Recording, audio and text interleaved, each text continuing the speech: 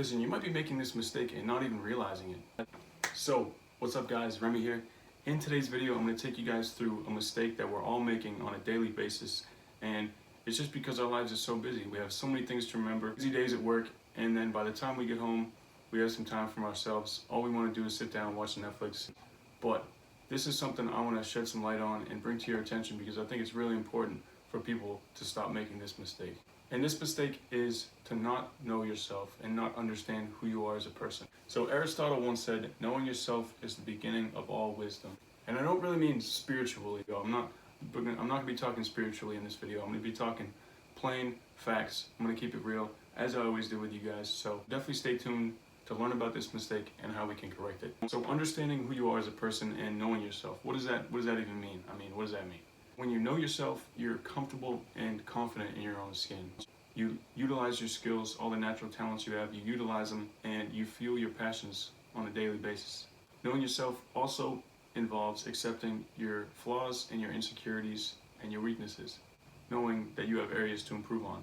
It also involves knowing the environments that you're most comfortable and effective in and trying to put yourself in those environments more often than not, because if you put yourself in a position to succeed in a place you know you can succeed, or in a place you're comfortable in, you're more likely to win. So why wouldn't you do that? And when you know yourself, you know those places, and you can just better put yourself in those positions to win, and you can do it more often.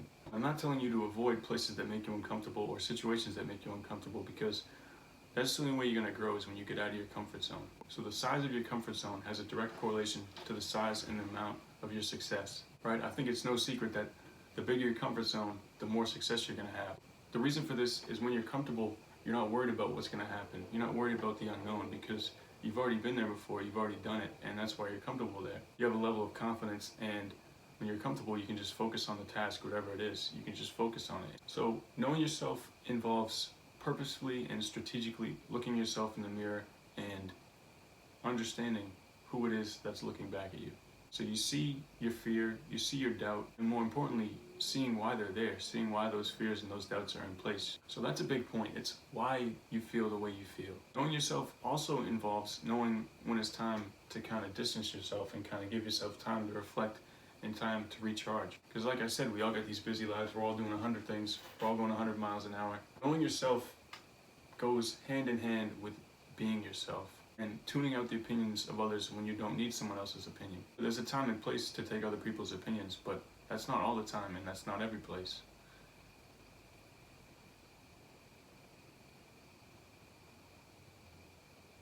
Being yourself means you're not really concerned about what the world will think, because it's all about you. It's your life. So I mentioned in a previous video something that kind of goes along with this point. It's about how other people don't have to carry the things that you have to carry, and they don't have to live with the decisions that you make. So I want to just mention to you guys, never to take other people's opinion and advice so seriously, because they're not the ones that have to deal with the repercussions and the consequences. It's going to be you who deals with that. So always, sure, go ahead, information gather, ask people's advice, but before you make decisions, make sure you have it all come down to what you think, because in the end, you're the one that's going to have to live with those decisions. The last point I want to make is to be open and honest with yourself.